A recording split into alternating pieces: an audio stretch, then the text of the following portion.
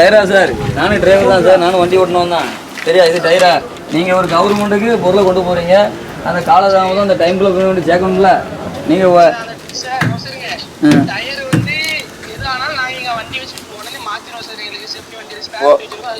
இல்லை சார், செப்னி வச்சு நான் வச்சுக்கிட்டு மாத்திரக்கா சார் இங்கே கொடுத்துருக்காங்க கான்ட்ராக்டு. முறையான வண்டி வச்சு இது பண்ணால் இதுக்கு டயர் கூட சரி பண்ணுறேன். நான் சிறுவண்ட எம்எல்ஏ பேசுகிறேன். சரி, அது கலெக்டர் வண்டியா இருந்துட்டு போட்டோம். முறையா இருக்க வண்டி தானே அது? யார் வண்டியா?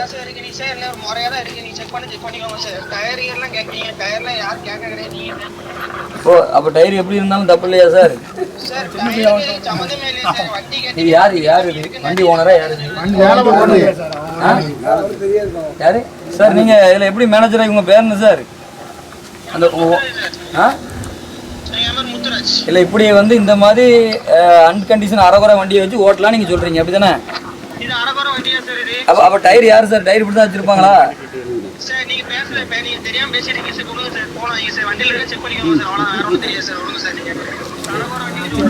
இல்லை, இது என்ன நிர்வாகம் இது தவறாக இருக்கு? அப்போ எப்படி உங்களுக்கு தான் கான்ட்ராக்ட் கொடுத்தாங்க? அப்போ டயர் இப்படி போட்டு அன்டைமில்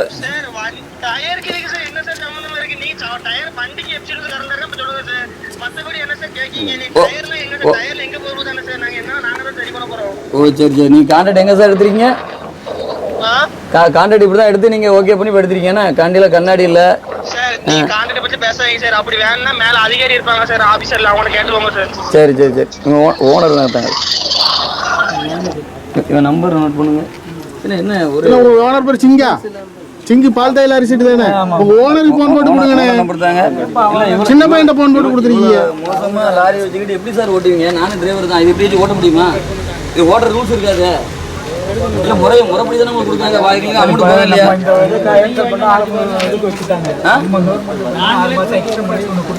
எக்ஸ்டெண்ட் பண்றதுக்கு அதுக்கு இப்படி போயிட்டா அந்த பொருளுக்கு எப்படி சேரும் சார்?